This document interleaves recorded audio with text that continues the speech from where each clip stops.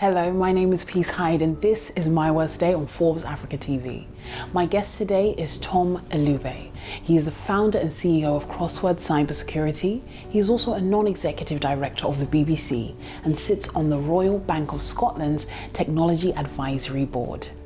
Tom was until recently the managing director of consumer markets at Core Credit Information Group, the private equity-backed UK credit reference agency sold to GTCR of Chicago in 2014.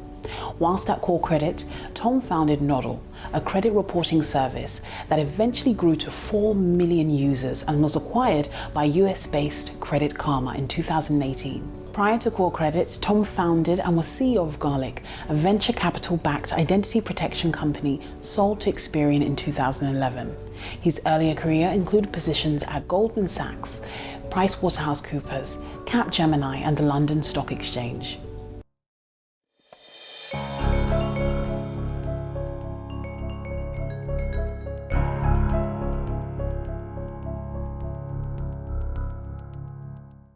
So in 2017, you were actually ranked as the most powerful African man in the UK. Talk to me about the man behind all those amazing accolades. How would you describe yourself?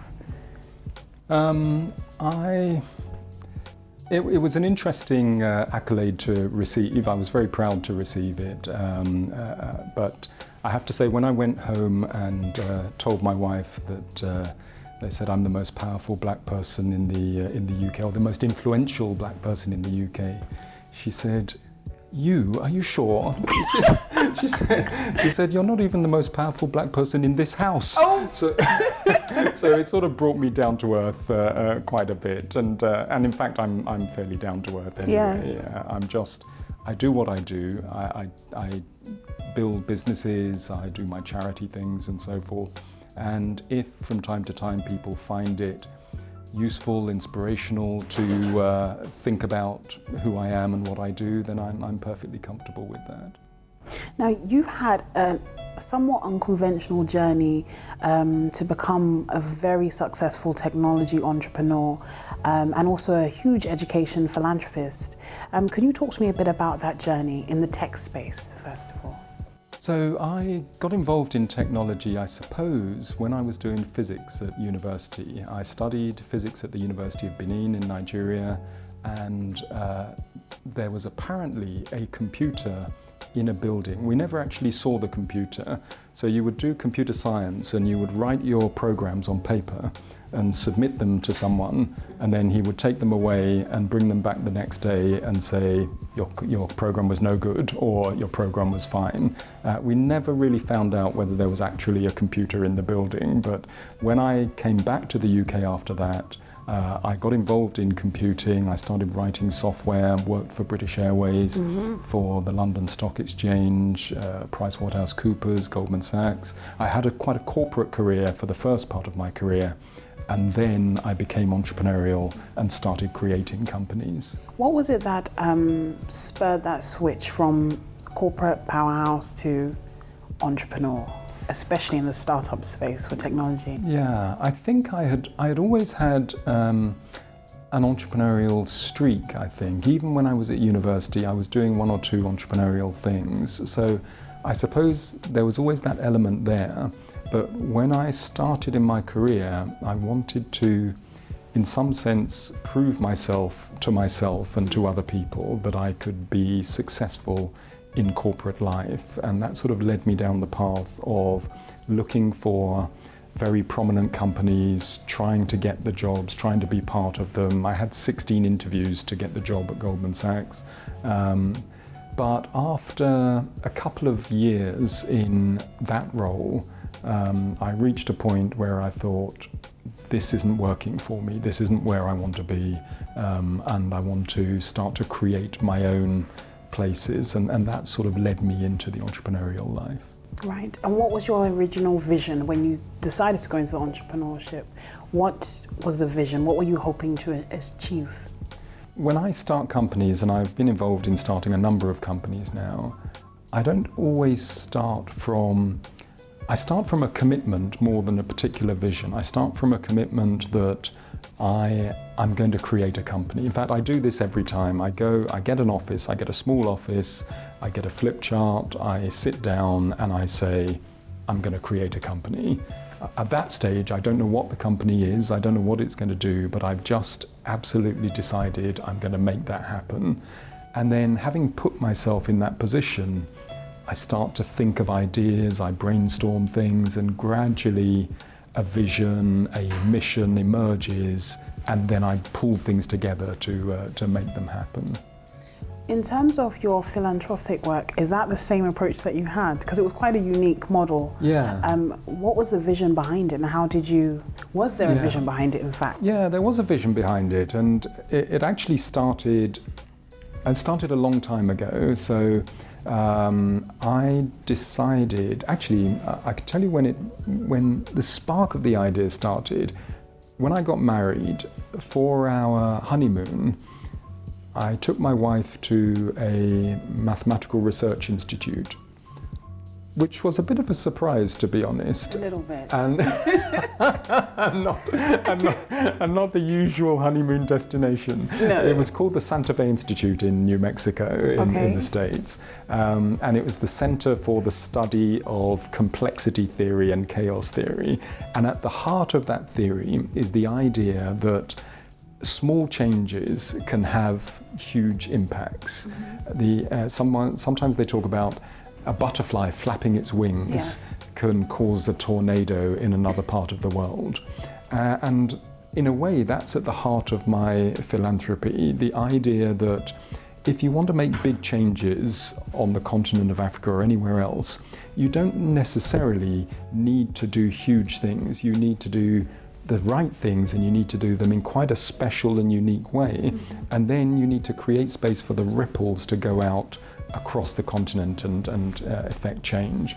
So when I got involved in philanthropy and decided to focus on education and got to the stage where I wanted to create a school in Africa, I decided to create a school that is so distinct, unique and special that it's almost like it itself is that butterfly that's flapping its wings. People will look at it and say, wow, can we replicate that? Can we do it again? The students coming out of it will go on to do amazing things. And so that's really been at the heart of my philanthropic approach. I have to ask this question. Did you ever get the real honeymoon after that? That was the honeymoon. We went back, we've been married just over 25 years now. We went back for our 25th wedding anniversary. You went back? We went back to the same place. Yeah. The people there were as surprised the second time as they were the first time.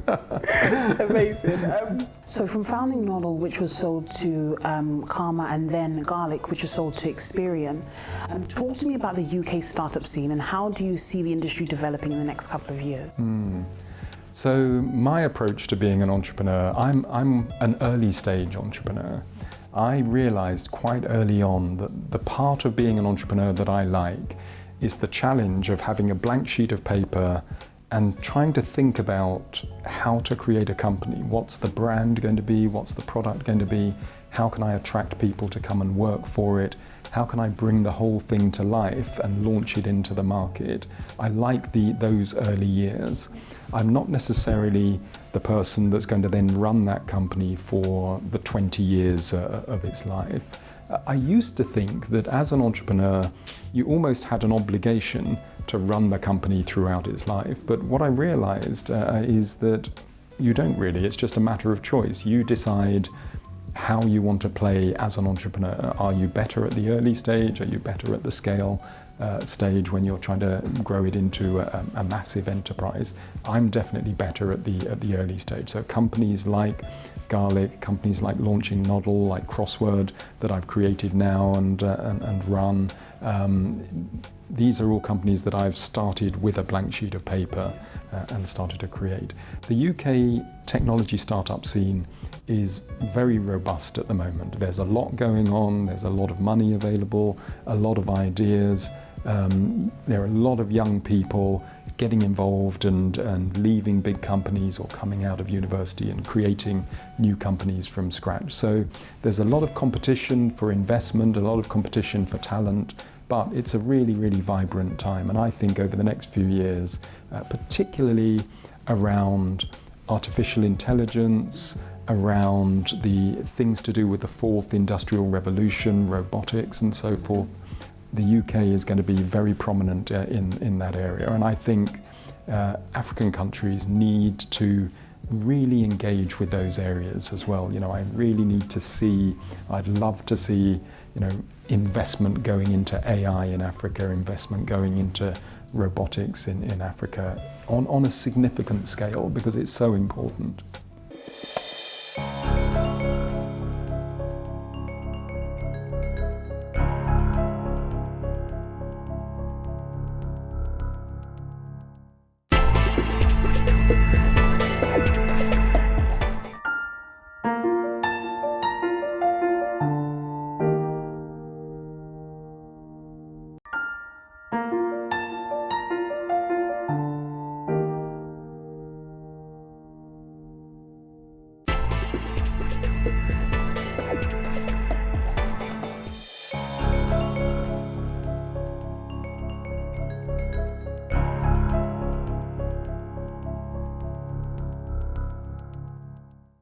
So you have a background, a very strong background in the high-risk technology sector, and we can see so many successes that you've experienced, but I'm sure there's a lot of failures that are happening in the background.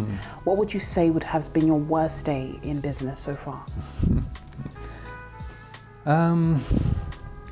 Probably my worst day. I mean, I would just say about failure, I am very good at failure.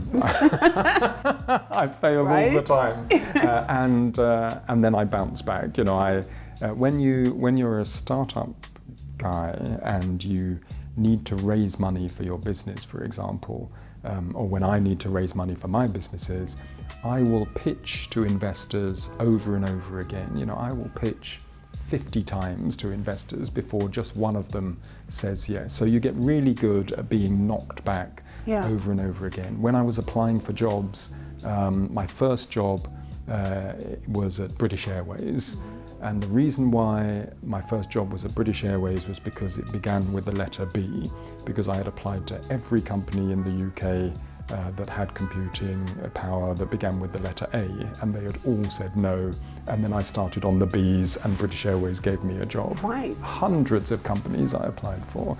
And so sometimes I see people saying, you know, I want to do a startup thing or whatever, and I've applied, you know, or I want to get a job in an industry, I've made 20 applications and they've all rejected me, it's so difficult. And I think 20, I'm 50, I'm just starting, I'm just warming up. So in that respect, having a sort of a worst day for me is often a day that, when I think about it, is the thing that sort of spurred me on to the next thing. So in my early career, I wanted to be a success in corporate life. I wanted to work for a big name company and for people to say, you know, look at Tom, he's a director of this, that and the other company. And the company I wanted to work for was an investment bank called Goldman Sachs. And I applied to this company. I had 16 interviews and eventually I got offered a job and I started working there. And that was fine. But about a year and a half into it, I sort of realized that I was getting more and more depressed. You know, the company is an amazing company, but it just didn't seem to fit with me. It wasn't my culture. It just wasn't what I was looking for. And I could feel myself going into a sort of depression. We used to start work at 7 o'clock in the morning every morning, so I was up at 5:30. In the winter here, I was going to work, it was raining, it was cold. And it got to a particular day where I was walking to work in the rain, it was cold, and I just thought, I can't do this, I cannot do this. And therefore, I knew that I was going to have to leave. But at the same time, it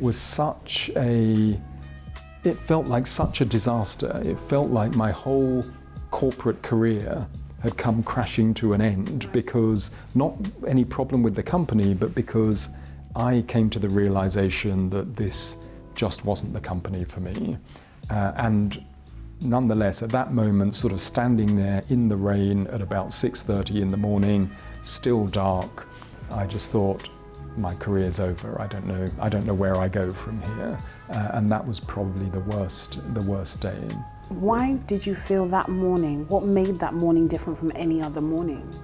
And if it wasn't about how the company, your relationship with the company, what was happening within yourself that made you come to that realization?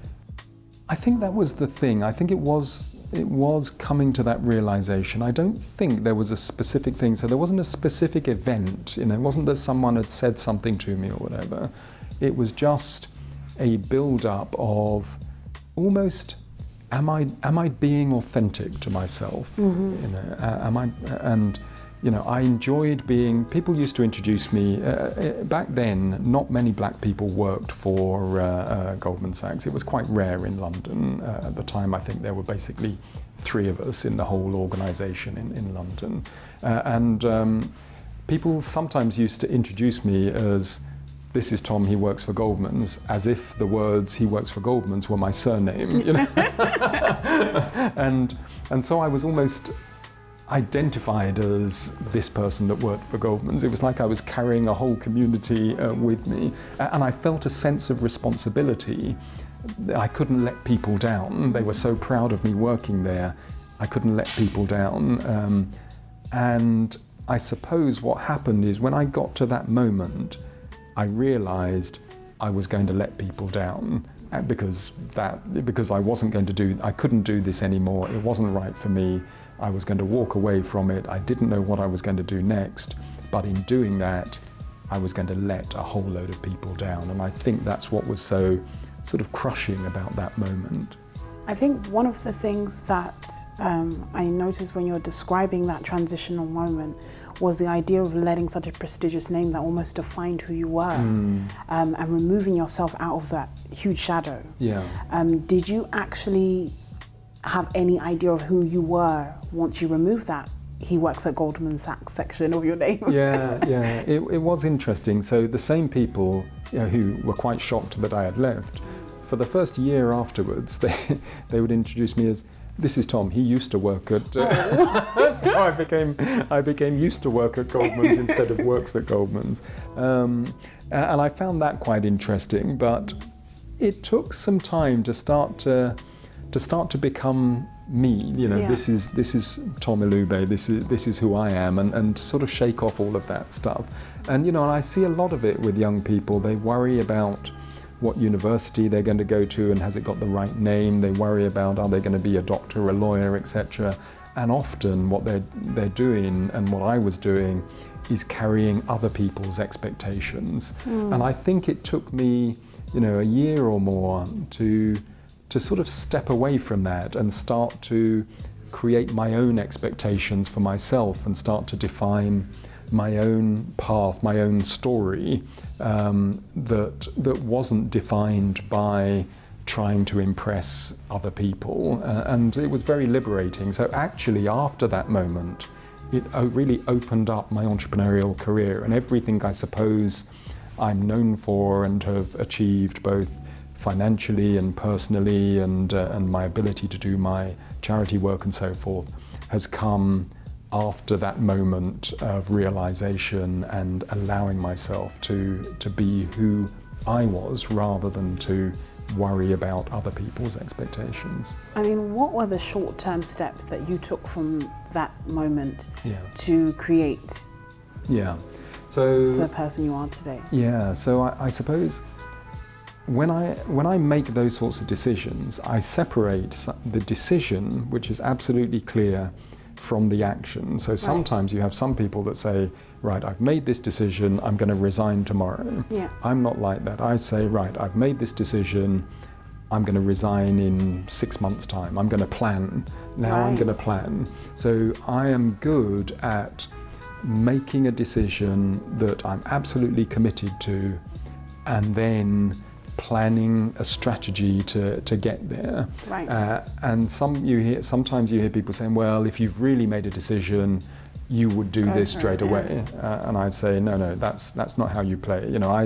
I play it more like a chess game. Yeah, or I play it like exercise-wise. I do Tai Chi. That's my thing. Oh. Yeah. So and when you're doing Tai Chi, you're thinking about balance and you're thinking about pace and it's still very powerful, but it's not that kind of chop and punch and this and that. It's smooth and thoughtful and so forth. And I carry that into my business life as well. So having made a decision, I'm then going to think about what are the moves, how do I make sure I'm balanced, how do I make sure I'm ready to take the next move, and that's what I did in that case. And what did that situation teach you in terms of molding you to become an entrepreneur? Because this was the next step in your life, but the first step into becoming a very established entrepreneur. What did that process and that planning season teach you in terms of business? I think it taught me that planning is genuinely useful. It taught me that contacts and network are incredibly useful. So you on your own with an idea, it's difficult to make happen. You with an idea, with a whole network of people that are interested in you, that want to support you, that you can reach out to, then you can start to make something happen. And actually that again relates to the Tai Chi approach, where what you're trying to do is leverage the strength in other things. You're not leveraging your own strength necessarily, you're leveraging the strength elsewhere. So it definitely taught me that when you're starting a company, it is very good to take the time to plan, to think, to put the bits of the jigsaw in place before you make that first move. And then you make the first move with elements in place, and then you move on again, and then you move on again. But when you move with real determination, but with a real target that you're going for, not just sort of, I'm going to jump out of the window. Yeah. You know where you're trying to get to. That's important. That process, was there any kind of shortfalls, or were any plans that kind of backfired? Because I think if you're making that strategic 6-month strategy, it would be seamless. There were definitely definitely difficulties. There was someone I was going to start one of my businesses with, and we were going to do it together. We talked about doing it together. We had conversations at barbecues and so forth. And then one day we said, right, okay, we're going to do this. We're going to resign and start this company. So I resigned, and then I phoned him up and I said, I've resigned. We're starting this company. And he said, what? You actually resigned? And I was like, oh, is it just me now? And so it sort of taught me that people move through this process at different paces, and you have to really understand that. Just because you're in a conversation with someone that says we're going to do this together, you don't necessarily know exactly what's going on in their lives. So you kind of have to just be careful about that. And there were points where I would try and raise money, and you thought the money was coming in and it was almost guaranteed, and then suddenly the money wasn't there and you're back to square one again. There are points where you build software, you think the software works, you put it out there, it doesn't work, you're back to square one again. That's why I say I'm good at failure. The path to me to success, for me, is as much about how you overcome the setbacks and the failures and how you react to them as it is about the success along the way. Right. Do you feel that almost without failure you can't be a successful entrepreneur? Absolutely. It's the definition of being an entrepreneur. An entrepreneur's story is, when people talk about Steve Jobs and his story, they'll often talk about the fact that he had been kicked out of Apple, and then he came back to Apple and then did amazing things. Sometimes it's those moments that define your story. And I think, if you picked up a book and you read the book and it's just, the character was successful and then they were more successful and then they were more successful, the end, That's not a story. Yeah. It's a story when the character thought they were going to be successful, and then it was a disaster, and then they struggled through, but then it was a disaster again, and then they came through, and then they triumphed. That's what makes it a story. And I think in our lives as entrepreneurs and as people, it's those failures and it's how we react to them that really defines our story and makes them interesting.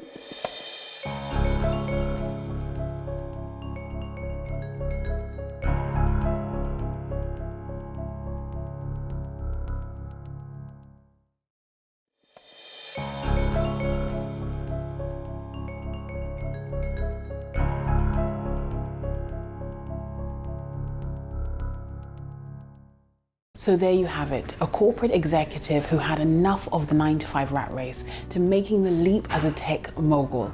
How would you cope with your worst day? My name is Peace Hyde, and this is My Worst Day. See you next time.